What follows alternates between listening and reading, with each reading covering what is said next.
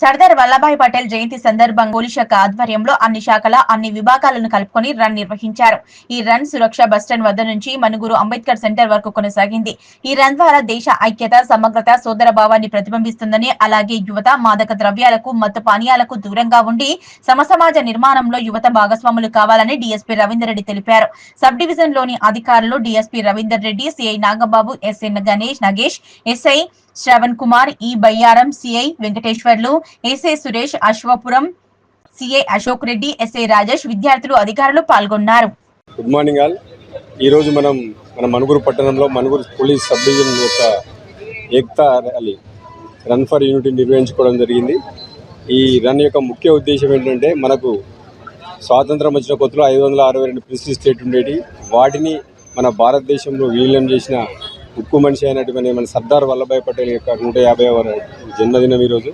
అతను 1875లో ఇదే రోజున జన్మించడం జరిగింది. అతను మన మొదటి ఉప ప్రధాని, అదేవిధంగా హోమ్ మినిస్టర్గా ఉండేవారు. అతని వల్లనే మన భారతదేశం ఇంత అఖండంగా నిలబడి ఉంది.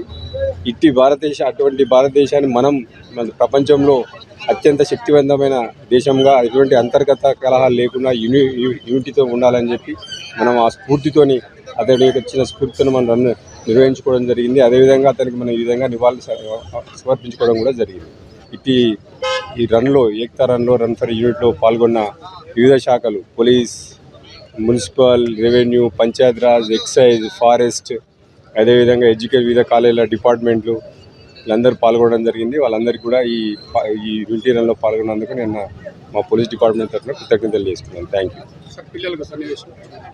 పిల్లలకు, యువతకు, ముఖ్యంగా యువతకు ఈ సందర్భంగా మేము తెలియజేసేది ఏంటంటే, మన స్వాతంత్ర సమరయోధులు ఎవరైతే ఉన్నారో వాళ్ళ జీవితాలను ఒడ్డి మనకి స్వాతంత్రం ఇచ్చారు. మనకి ఈ స్వాతంత్ర ఫలాన్ని మనం అనుభవిస్తున్నాము. వాళ్ళు ఇట్టి స్వేచ్ఛగా మనం బ్రతకడానికి చేసిన వాళ్ళ త్యాగాలను మనం మర్చిపోవద్దు.